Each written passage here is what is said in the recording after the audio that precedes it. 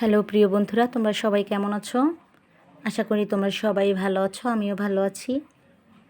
আজকের গল্পটা তোমাদের অনেক ভালো লাগবে। তো চলো গল্প শুরু করা যাক। তো বন্ধুরা, আমার যে বাড়িতে বিয়ে হয় সেটা অনেক বড়লোক বাড়ি। আমাদের বাড়িতে শুধু আমি থাকতাম, আমাদের কাজের মাসি থাকতো, আর আমার শ্বশুরমশাই থাকতো। আর আমার স্বামী সবসময় কাজে কাজে বাহিরে থাকতো। আর ছিল আমার ছোট্ট ঠাকুরপো। সে লেখাপড়া নিয়ে সবসময় ব্যস্তই থাকতো। হোস্টেলে থাকতো, সপ্তাহে বা মাসে এক এক সময় বাড়িতে আসতো। খুব বেশি সময় দিতে পারতো না, 2-1 দিন থেকেই চলে যেত ছুটি পেলে। তো সব কিছু মিলিয়ে ভালোই চলছিল সব কিছু। আমার শাশুড়ি আমি এ বাড়িতে আসার পরে গত হয়, 3 বছর পর।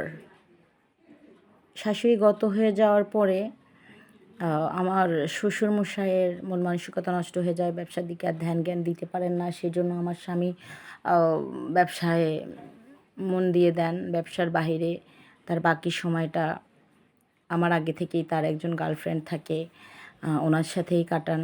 আমাকে তেমন একটা পছন্দও করেন না।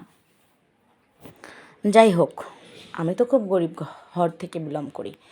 আমি ওনার সাথে কখনোই পাল্লা দিতে যেতাম না। তাছাড়া আমার ওইরকম রুচি মন মানসিকতা কোনোটাই ছিল না। আমি আমার মতো সংসারের কাজ কাম সবাইকে দেখে শুনে রাখা, সব কিছু গুছিয়ে রাখা। তো শাশুড়ি মারা যাওয়ার কিছুদিন পর আমার স্বামী একদমই দেশের বাইরে চলে যায়।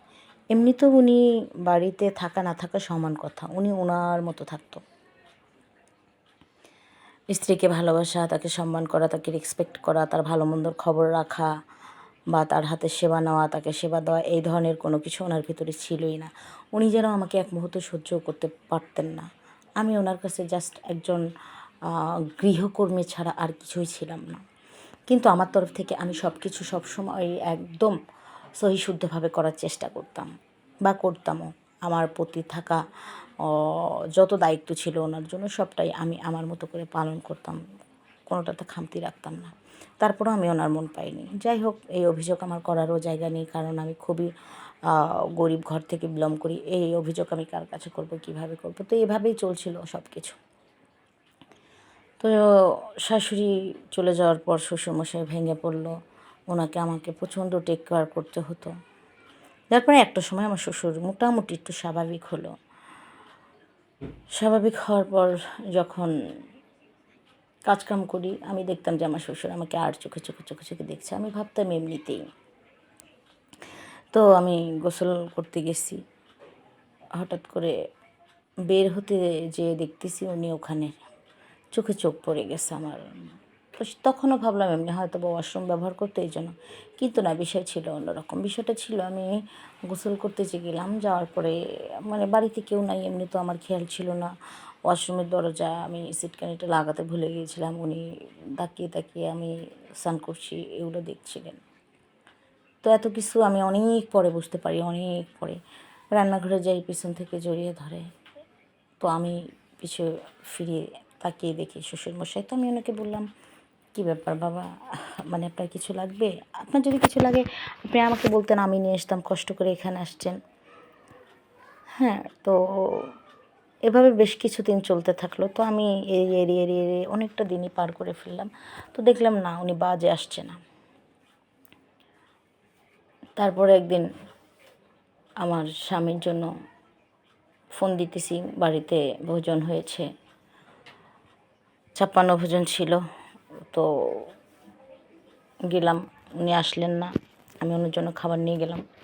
যাওয়ার পরে দেখতেছি ওনার অফিস রুমের যে ওনার রেস্ট রুম আছে, অফিসের দরজা খোলা। তারপরে ওনার রেস্ট রুমের দরজাটা হালকা মানে চাপানো, একটু হালকা খোলা আর কি, সিটকানি লাগায়নি। তো ভিতরে ঢুকে পড়লাম। ঢুকে পড়ে দেখছি এই ব্যাস দুইজনে খুব আনন্দ করছে, একজন আরেকজনের চুষে চুমে টুমে একদম পাগল বানায় দিছে। সবটাই দরজার আড়াল থেকে দেখা আমার চোখে। তো তো দেখার পরে প্রায় আমি 2.5 ঘন্টার মতো দাঁড়ায় থাকলাম। তারপরে ওনারা কাজ শেষ করলো, স্নান করলো, তারপরে রেস্ট রুম থেকে বের হয়ে অফিসের দিকে আসছে। তো আমি দাঁড়ানো থেকে না ওখানেই বসে পড়ছি। বসে বললাম আসলে আমি খাবার নিয়ে এসেছিলাম, তো খাবার দিয়ে আমি চলে আসছি। তো কাঁদতে কাঁদতে কাঁদতে কাঁদতে বাড়িতে চলে আসলাম। আসার পরে শ্বশুরকে তো আর কিছু বলতে পারিনি, চুপচাপ করে কান্নাই করতেছি। তো ঘরের মধ্যে ঢুকে বিছানার উপর হয়ে কাঁদতেছিলাম। তো তখন আমার শ্বশুর পিছন থেকে যে আমাকে হাক করে, করার পর আমি বললাম এটা কী করছেন? বলছে যে অনেক কষ্ট করেছো, অনেক দুঃখ পেয়েছো তোমার জীবনে তুমি, আমি যতদিন বেঁচে আছি তোমাকে আর একটাও দুঃখ কষ্ট পেতে দেব না। আমি বললাম শুনেন, আমার কপালে যতটুকু ছিল ততটুকু হয়ে গেছে, এখন নতুন করে আর কিছু হবার নেই।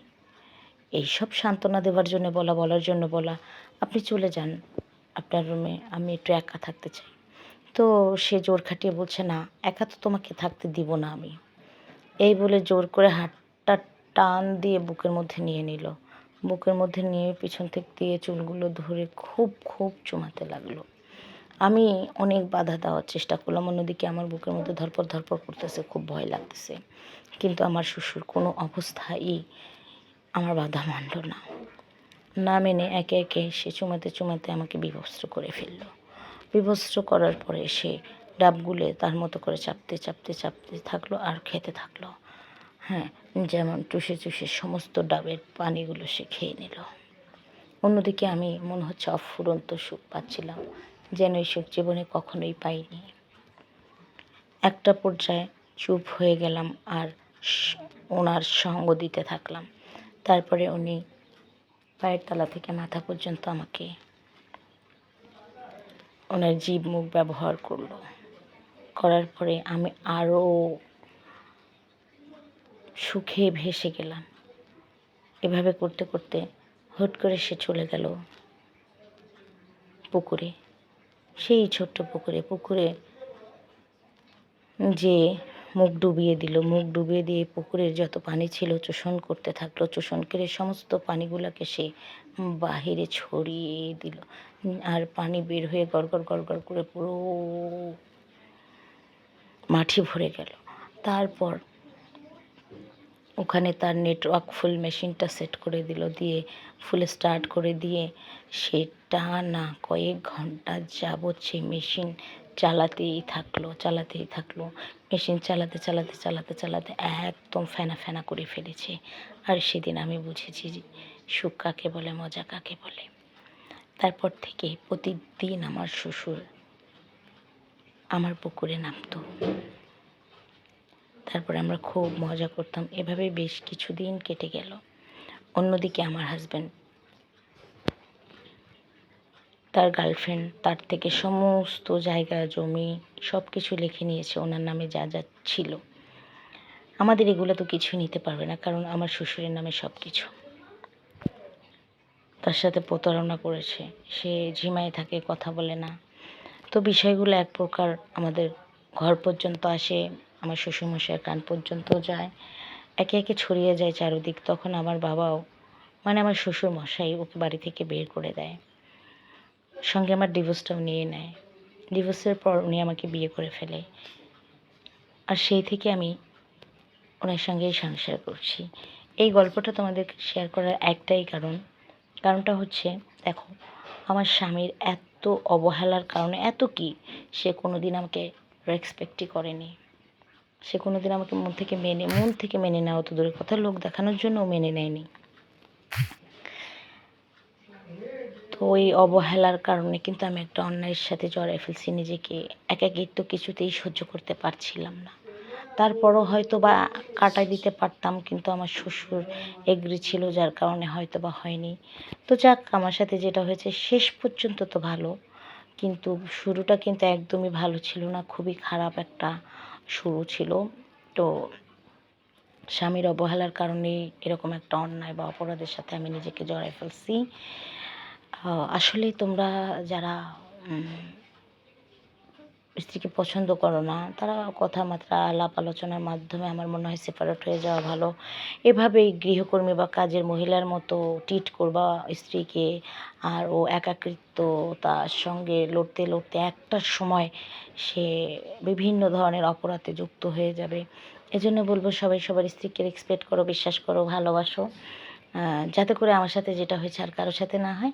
এই জন্যই তোমাদের সঙ্গে গল্পটা শেয়ার করা। ভালো থেকো, আজকে এই পর্যন্তই। Bye bye and take care.